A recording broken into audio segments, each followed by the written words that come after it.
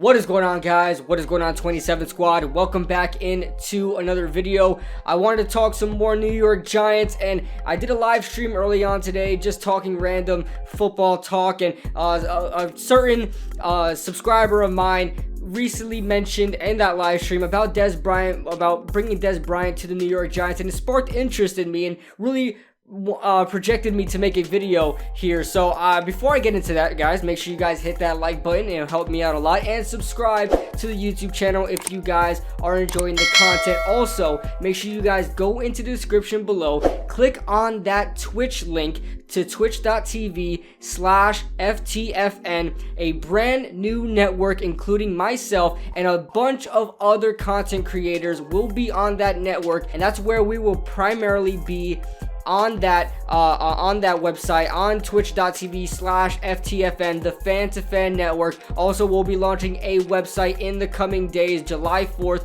so stick around for that. But until then, make sure you guys follow FTFN on twitch.tv. So I want to talk about Dez Bryant. Now, a lot of people really classify Dez Bryant as old news, and to me, myself as well. Back when Dez Bryant got out the league in about 2018, that's where people were talking about bringing him in. Almost every single team were in talks about bringing him in, and because he was still a hot commodity at the time. And I believe, correct me if I'm wrong, I believe he had some type of workout with the Saints but got hurt or something like that. I think Brandon Marshall the same way, but the Saints just don't have any luck when it comes to receivers. But Dez Bryant was supposed to be with the Saints, something like that, but that didn't work out. But ever since then, I mean, he's been posting workout videos, and people have been posting him, recognizing him, but really don't really care about him getting back into the league. But it's very interesting to talk about, because back then I was against Dez Bryant becoming a New York Giant because the Giants were having culture issues. We're talking about 2017. This is the Ben McAdoo era, and this is where everything just went downhill for the Giants as far as the culture of the team went. The Giants, as far as historically goes, the Giants have been one of the most classiest organizations in the NFL, and having one of the best cultures in the NFL, led by guys like Tom Coughlin, guys like Eli Manning there, guys that have built a culture in that locker room. And for all that to fall downhill with Ben McAdoo, and having that fall downhill in Jerry Reese's last season, I mean, there were a lot of things happened during those seasons. And 2018, I really didn't want him there because Dez Bryant has had culture issues with the Dallas Cowboys, and that's something I really did not want to bring in a locker room already down and out, man. This team was bottom of the barrel as far as the culture goes, and they were hurt as it is. I mean, bringing Dez Bryant would be just adding fuel to the fire at that point. But we are now in 2020, and things have calmed down for Dez Bryant. Obviously, you're not seeing him rant and rave because he hasn't been on a team, and obviously things are starting to calm down as far as Dez Bryant's want to play in the NFL. He's desperate at this point. He's not going to want a huge contract. He's not going to want a big commitment. He just wants a chance in the NFL, and I think it is worth that chance. Now, Dez Bryant, I believe at the age of 29 was when he was last in the NFL in 2017. So we fast forward 3 years. He's about 32 years old right now, which is somewhat doable for wide receivers in the NFL. And we're not saying this guy's going to be just a 1,000-yard receiver again in any sort of the imagination. The Giants are pretty decent right now as far as wide receivers go, but we are missing that one piece, and that is a go up and get it receiver. We don't have a receiver like over 6'3" that is, or even over 6'1". Our starting receivers are all under 6 foot. Golden Tate is 6 foot. Darius Slayton, I believe, is 6 foot, and Sterling Shepard is 5'11" or 5'10". So these guys are very small. A lot of slot receiver talent on the New York Giants. Corey Coleman, who's slated to be our number 4 guy, is also like 5'10", 5'11", something like that. So we have very small receivers. The Giants are in the need of taller receivers. And like I mentioned before, Dez Bryant, is not going to demand a huge contract, and we're talking less than $1 million here, probably no guaranteed money as well on a 1-year contract. Just see what he can do. Even if he gets hurt, you pretty much didn't waste anybody's time.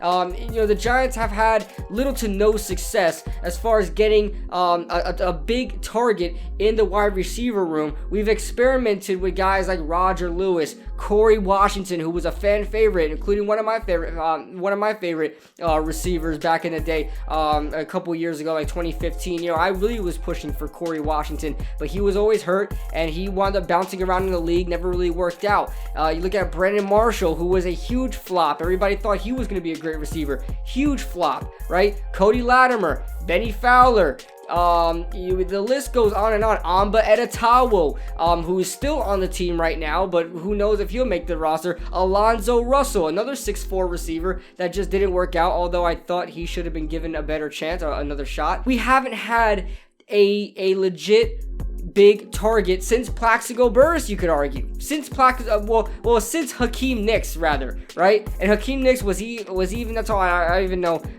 his height measurables, but he was a go up and get it type guy too. But the Giants have had issues with that. And I'll tell you one thing right now. By the way, I am all for Dez Bryant getting another chance. If I haven't made that clear already, I'm all for Dez Bryant getting another chance with an NFL team and with the New York Giants. Now, let's get into some of the deep dive speculation and deep dive kind of analysis on the Giants as a fit. Now, if you want to develop Daniel Jones, you have to give him a target that he is completely reliable on at all times. You look at Eli Manning in the past with Odell Beckham, or Eli Manning with all of his tight ends that he's used in the past, like Bear Pasco and guys like that. Eli Manning loved his tight ends.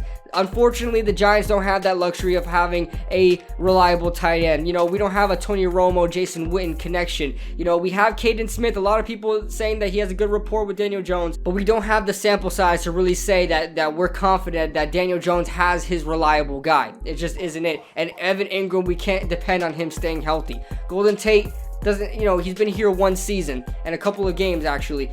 Sterling Shepard is always hurt. Darius Slayton is a guy, but is he a go up and get it receiver? He's more like a burner type guy. We're looking for a guy, if you want to develop Daniel Jones the right way, you have to give him a guy that when in trouble, when nobody's open, and even if your guy doesn't even look open, you throw it to him and he comes down with it, and Daniel Jones or any quarterback can wipe off the sweat from their brow and say, oh, we live to see another down. That's what I want to see for the New York Giants as far as the receivers go. We don't have that guy. Darius Slayton has made some great catches in his day, and he's a burner, but I don't think he's that go up and get it 50-50 type ball guy. I don't think he's there. I don't think he's a red zone target as well. I want a guy that could run the fade routes. Someone that's like 6'3" and above, preferably 6'4", which is Dez Bryant's height. I think it's important for Daniel Jones's development to get a guy that he can be 100% reliable on. A Matt Stafford, Calvin Johnson type of connection. And I'm not saying that Dez Bryant's going to be Calvin Johnson in any sort of the imagination, but I'm just trying to make an analogy here. Now, the only con I see to this is that Jason Garrett does not have a good background with Dez Bryant. They've butted heads in the days, and there's also Dez Bryant going off on Jason Garrett a bunch of times. We even have it on video in a locker room before, if I'm not mistaken, or was that on Jerry Jones? I'm not sure, but we all know Dez Bryant and Jason Garrett did not get along. They weren't the best, and Jason Garrett really couldn't handle Dez Bryant. So I don't know if Jason Garrett would be against that, oppose that, and tell Joe Judge, hey, look, he's not a good fit for this team and the culture that you're trying to build here. So that can be the only con, but I am all for Dez Bryant making this roster and giving a shot. Now, we look at his stats in the past. 2017 was the last year he played in the NFL for the Dallas Cowboys. All of his years were with the Dallas Cowboys, and he started all 16 games, had 69 receptions, 838 yards, and 6 touchdowns, which is a decent a decent stat, but not for a number one wide receiver, of course. And we're talking about receiving core at that time with Cole Beasley, with Terrence Williams, that Switzer guy a couple of years ago. He was a return man. I mean, not very good talent over there. So he should have produced more. But I know that Dak Prescott and Dez Bryant really weren't on the same page. They really ran different type of schemes, and they didn't build a good rapport with each other. You look at all the years with a different quarterback than a Tony Romo, or like a high caliber quarterback, or a quarterback that's well versed in the offense that Jason Garrett runs.